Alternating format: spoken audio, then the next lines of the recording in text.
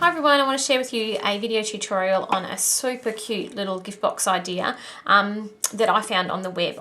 It's not an idea that I made it myself. I was looking for some cute boxes. Anyone that knows me knows I love a good 3D item. And I did come across a set of instructions by this lovely lady, and I think she may be in Germany somewhere, but I'm not really sure. I couldn't read her instructions. They're all in a language I don't speak. But I loved her boxes so much that I printed off her instructions in the hope that she would have some sort of level of detail I could follow. And she did, which was fantastic. I'll put a link to her original blog post for you. But I thought that since I figured out how to make these boxes and I love them so much, that I'd make a video in English and share with you how they come together. They are so beautiful. They're made with one sheet of DSP and they're just fantastic. They basically have a little belly band that slips off like this, and then when you open them up, I've just got a packet of our lovely new buttons in there, but they're quite big. They sort of fit just about anything inside of them. Really easy to make, and you know the great thing about these, and I love them, is that you can make them and, let me zoom out a little bit for you, store them flat, and I've had this one sitting flat in the cupboard, so make them, store them flat in the cupboard, and then when you need a gift box, rip it out of the cupboard, open her up, put the thing in, fold him up, make a quick belly band, and you know, on your way with a super fabulous gift idea. So hopefully I can get this done in 10 minutes or less and show you how to do it. So I wanted to actually feature some stuff from our brand new Stampin' Up! Catalogue. One of my absolute 100% favourite things in the new catalogue so far is the lovely Label Love bundle. It comes with this Label Love stamp set and the matching Artesian label punch, which is adorable. So if you get them in a bundle, they are actually cheaper too, and I have been using mine endlessly, so I'll be using that again as I make another one of these little boxes. But what you will need is just a plain piece of 12 by 12 DSP. You don't need to make any cuts at all, and you'll also then need an extra little bit for a belly band to hold the box together. This is 1¼ inches by 10 inches long. You can have them whatever width you want. The one on here is only 1 inch wide, but the magic measurement for the length is 10 inches. You can have them whatever width you would like. So I'm going to make one out of this and that DSP that's in the new catalogue. And the score marks are relatively easy. So what you're going to do is on one of the sides, you're going to score it at 1½ inches. Or 3 inches and 3¼ inches.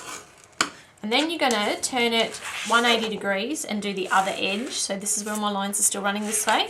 I'm going to do the other edge, the same measurement. So 1½, 3, and 3¾ inch. Okay, then you're going to turn it 90 degrees so that now that my score lines, my first score lines are crossed this way, and you're going to do 2 more sets of scores. You're going to do one at 3 inches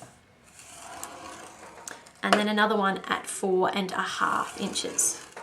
Okay, so then you're going to turn it 180 again, so the new score lines we just made are still running up and down, so you're going to do the other end exactly the same. So at 3 inches and at 4½ inches.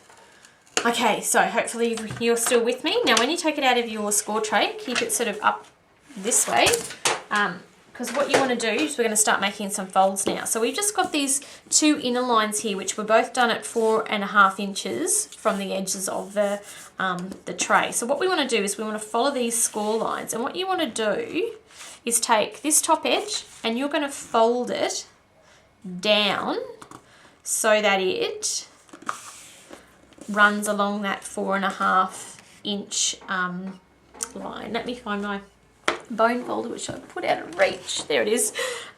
So you're going to take that top edge, run it down the 4½ inch score line, and you're going to give that a little flatten out. So you're going to take the other side, do the exact same thing.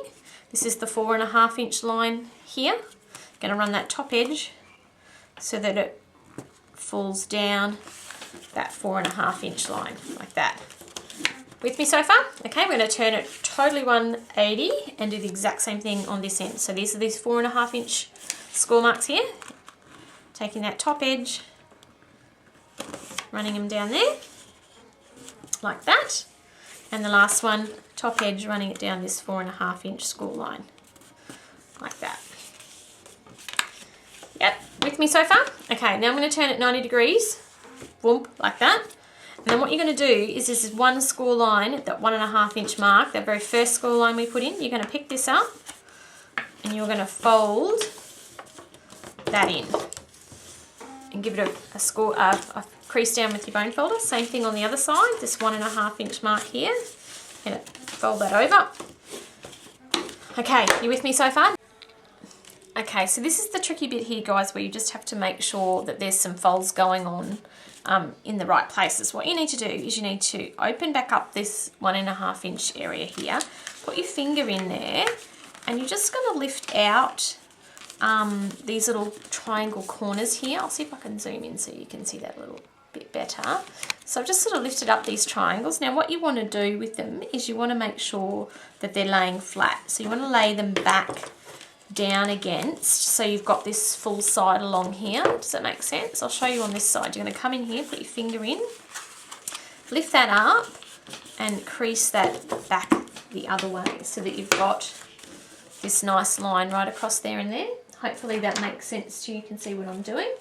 And I'll show you the other end. So you turn it around, put your finger in here, pop that triangle back and lay it down flat. Same thing in here. Put your finger in there and lay your triangle down flat. So now you've got these pieces where you've got these straight bits across the top and the bottom, and you've got your little triangles tucked away down in there.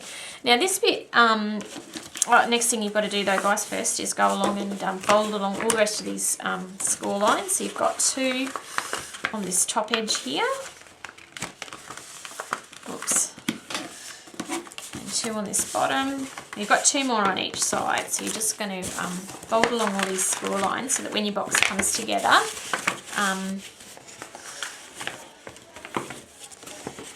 the score lines are kind of already burnished, so they know what they're doing. Okay, so got that done. So turn it back this way, guys. So now what we're going to do, this step you can omit if you want to, and it wasn't in the original instructions, but I like to do it because it actually enables me to keep my box together, I think, a little bit nicer. So all I'm doing is putting 2 lengths of double-sided tape between the 2 score lines that are on this edge here. So it doesn't have to go all the way, they're just really to hold. You could actually do this whole box without any double-sided tape whatsoever, but this is an extra step. So if you're not going to do this, and you don't need to, you can just fast forward while I pull off this tape. Okay, so I just like putting tape in place, optional step there.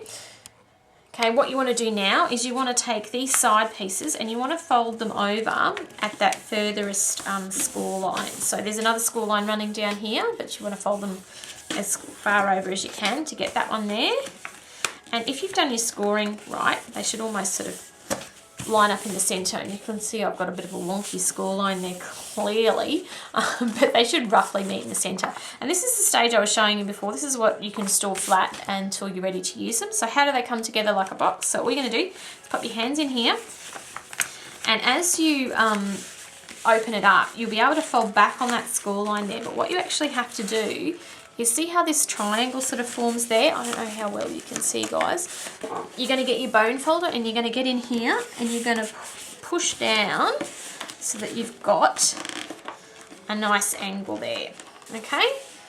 And then you're going to come this side, do the same thing, push it out so it angles like a box in there.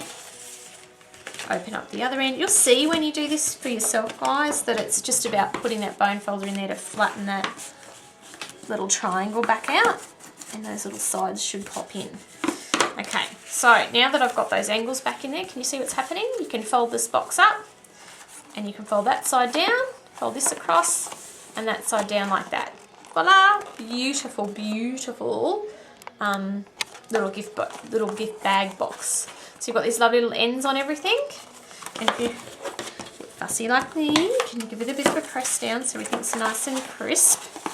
Okay, so all that's left to do, so if you didn't glue these ends together, all that would happen is that your bag would tend to, your box would tend to sort of fall open a bit more, but this kind of helps it keep that centre shape. So all that's left to do, guys, is to get in here and put your belly band to hold it together. So fold one side in, the other side in. The best way I find to put the belly band on, I don't think it's a good idea to score it. I think it's just better to centre it on the top of your box like that. And then I just hand fold it around. So give it a bit of a crunch down there, a bit of a crunch down there. Take it off. And with those lines that I sort of temporarily squished in there, I just go around with my bone folder and finish them off so that they are nice and crisp. And then I'm just going to put a bit of double-sided tape on the end of one of the sides and take that bit of double-sided tape backing off. Bring my box back in here. You're going to wrap that round, put that on your belly, on the middle of your box, wrap it over, stick that down. Voila, there's your belly band that will now slide nicely on and off of your box.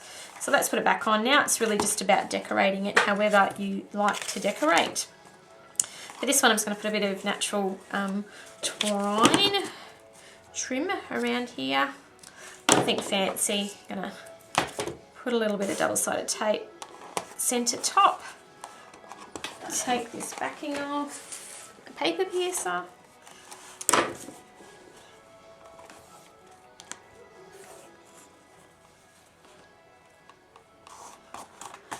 Okay, to finish the box off, what we're going to do now is I've taken one of the stamps from the Label Love, which I absolutely adore. I've stamped it in some soft suede ink, the Just For You one, and I've gone ahead again and stamped the Just For You a second time using a bit of Pool Party ink this time. And then what I'm going to do is just dimension up this little Just For You portion. And you can see I've got a bit of extra stamping on the back of mine. If it didn't work the first time, flip the cardstock over. I'm just going to mount that in the middle of here so that you've got a little bit of a coloured difference in the middle there. Beautiful. Then I've punched out, and I punched that one out with the matching punch. Then I've just punched a second one in Pool Party. All I'm going to do now is cut that down the centre like that. Get my snail. I'm going to put a bit of tape on the two halves and mount that out like this, there,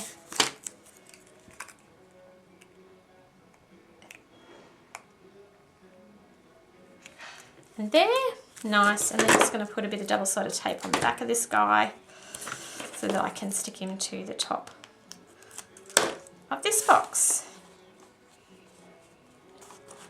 Perfect, done. Another easy gift box, ready to have some traits put into it. So I hope you have fun making these, guys. They are so simple. If you've got heaps of that retired DSP and you don't know what to do with it, make it into these absolutely smashing gift boxes.